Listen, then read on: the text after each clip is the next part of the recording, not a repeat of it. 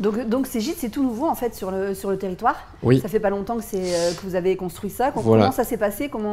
Alors nous, on a démarré là au mois de février. On a fait à peu près 1 an et demi de travaux, sachant qu'on travaille tous les deux à côté, c'est un peu chaud. En fait, on a fait des gîtes à connotation développement durable au pied des terris du 11-19, donc on a 300 mètres du site.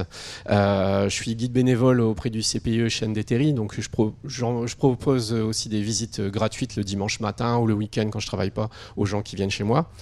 J'ai fait un bain nordique moi-même. Voilà, on a axé ça sur le développement durable et aussi sur la région, puisqu'on a fait travailler avec nous que des gens de la région. Donc on a vraiment essayé de mettre une identité régionale bassin minier surtout. Et puis voilà, aussi sur le développement durable pour être en cohérence aussi avec le site du 11-19. Et puis voilà, parce que notre territoire a été un peu martyrisé pendant un an d'activité industrielle, un siècle pardon, d'activité industrielle intensive.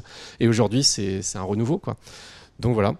Ça s'appelle les gîtes de l'école buissonnière. Tu Oui. peux nous expliquer pourquoi ce nom? Alors l'école buissonnière, pourquoi? Parce qu'on est au cœur de la cité 11, qui est classée, hein, et on a racheté l'ancienne maison de directeur d'école, et donc on est dans le jardin. Les gîtes sont implantés dans le jardin de l'école, ce qui était le jardin de l'école à l'époque.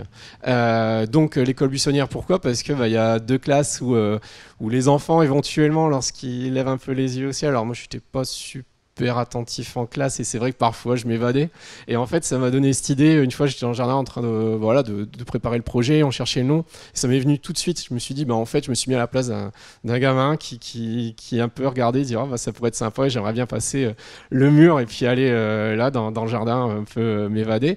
Et donc les gens lorsqu'ils viennent ici, c'est prendre une petite parenthèse en fait. Et donc l'école buissonnière, on a tous envie un peu à un moment donné après le travail, donc pour des professionnels qui après veulent se reposer, des gens qui viennent en week-end, de faire l'école buissonnière, c'est-à-dire un peu oublier le stress quotidien, et puis et à Lens qui est quand même assez étonnant pour surtout des personnes extérieures, parce que on l'a vu nous avec l'Euro, hein, on a vraiment et ça je le dis, je le redis et ça me fait plaisir, on est fatigué, on a mis tout ce qu'on avait, mais les retours c'est extraordinaire, parce que ici les gens n'ont qu'une bonne surprise en fait. Ils ont tellement une image parfois un peu négative qu'ils arrivent là et ils se disent mais en fait c'est génial, on est venu pour une nuit ou deux.